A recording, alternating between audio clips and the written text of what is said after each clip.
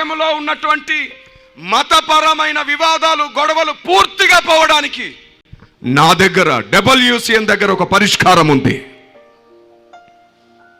ఎన్నో గంటల పాటు దేవుని దగ్గర ఏడవగా, కన్నీరు కార్చగా, ఎన్నో గంటల పాటు నా దేశం బాగుండాలని బ్రతిమాలుతుండగా, సర్వశక్తిమంతుడైన దేవుడిచ్చిన ఆలోచన ఒకటి నా దగ్గర ఉంది.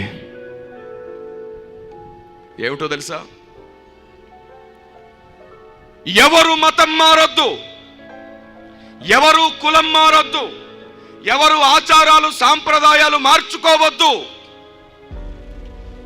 సమస్త సృష్టిని మనందరినీ చేసిన దేవుడెవరో తెలియాలంటే ఒక్క పని చెయ్యాలి. ఆ దేవుడెవరో తెలియని వ్యక్తులకు చెప్తున్నాను, ఒక్క పని చేయండి.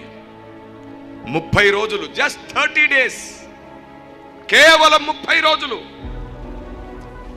ఎవరి పేరు తలుచుకోకుండా, ఎవరి రూపం తలుచుకోకుండా, దేవుడా మీరెవరు, ఈ సమస్త సృష్టిని చేసిన దేవుడా మీరెవరు, ప్రాణకోటిని చేసిన దేవుడా మీరెవరు అని 30 రోజుల పాటు ఏ దేవుని పేరెత్తకుండా, ఏ దేవుని రూపం తలుచుకోకుండా, ఏ చర్చికి వెళ్లకుండా, ఏ గుడికి వెళ్లకుండా, ఏ మసీదుకి వెళ్లకుండా ఒక 30 రోజులు మీ పని మీరు చేసుకుంటూ దేవుడా మీరెవరయ్యా అని అడగండి. 30 రోజులే, జస్ట్ 30 డేస్, జస్ట్ 30 డేస్. ఏ దేవుని పేరు ఎత్తకండి, ఏ రూపం తలుచుకోకండి, చర్చికి కూడా వెళ్ళకండి, మసీదుకి వెళ్ళకండి, గుడికి కూడా వెళ్ళకండి. మీ పని మీరు చేసుకుంటూనే యథార్థంగా, మళ్ళీ చెప్తున్నాను, ఏ పేరెత్తొద్దు, ఏ రూపం తలుచుకోవద్దు. యథార్థంగా దేవుడా మీరెవరు, మనుషులందరినీ చేసినవాడా మీరెవరు, భూమిని ఆకాశములను సృష్టించిన దేవుడా నీవెవరు అని 30 రోజులు అడిగి చూడండి.